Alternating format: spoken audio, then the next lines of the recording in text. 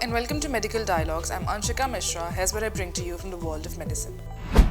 Non-COVID-19 deaths among people with diabetes spiked during pandemic. Non-COVID-19 related deaths among people with diabetes increased during the pandemic, as did the diabetes complication of sight loss, according to the global study review led by the University of Massachusetts Amherst public health researchers that examined the impacts of pandemic-related disruptions on this vulnerable population. The review, commissioned by the World Health Organization and published January 23 in the Lancet Diabetes and Endocrinology, looked at the 138 studies compared pre-pandemic to during pandemic periods in North America, that is 39, West Europe 39, Asia 17, East Europe 14, South America 4, Egypt 1, Australia 1, and multiple regions 33. What we found overall was a fairly negative impact on diabetes outcome, says co-lead author Jamie Hartman-Boyce, an assistant professor of health policy and promotion in the UMass Amherst School of Public Health and Health Sciences.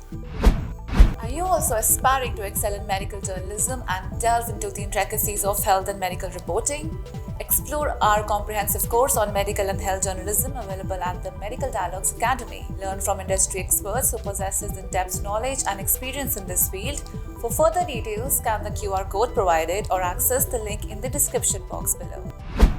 Walking fitness to help predict fracture risk in older people. The ability to walk 1 kilometer comfortably can help predict fracture risk, according to researchers at the Garvan Institute of Medical Research.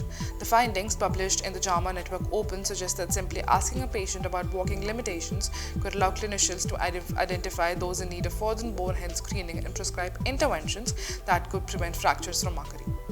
We have discovered that trouble walking even short distances appear closely tied to higher fracture risk over the following 5 years, says lead author of the study, Professor Jacqueline Center, head of the Garvan's Clinical Studies and Epidemiology Lab. Just a few simple questions about how far someone can walk could give doctors an early warning sign to check bone health. The researchers examined data on nearly 267,000 adults aged 45 and older from Sachs Institute's 45 and Up study, a major ongoing research initiative that has been tracking health outcomes in adults in NSW for more than 15 years. Participants were asked if health issues limited their ability to walk various distances, with answer options of not at all, a little, or a lot.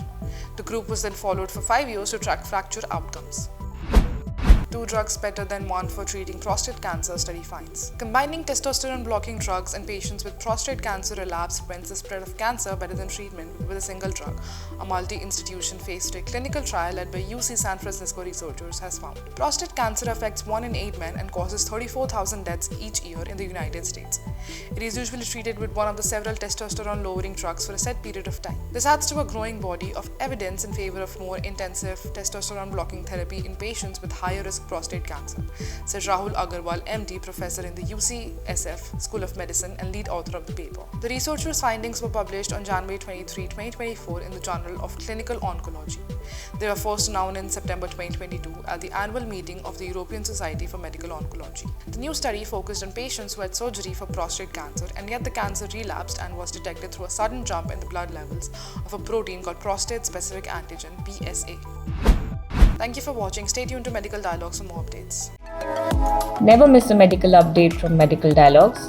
Like, subscribe, and press the bell icon.